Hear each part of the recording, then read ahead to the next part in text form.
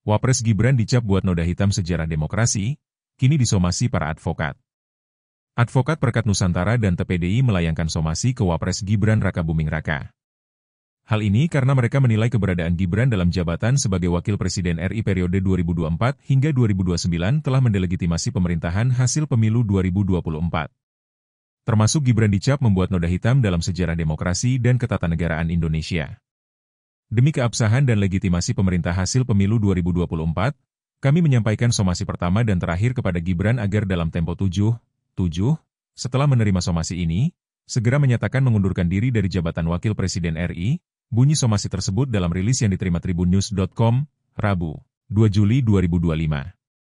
Apabila setelah lewat dari 7 hari setelah somasi ini diterima, Gibran tidak mengundurkan diri dari jabatan Wakil Presiden RI, maka kami akan membawa permasalahan ini sebagai aspirasi masyarakat kepada MPR RI untuk menyelenggarakan sebuah sidang MPR RI guna mendiskualifikasi, bukan mekanisme pemaksulan, jabatan Wakil Presiden atas nama Gibran Raka Buming Raka.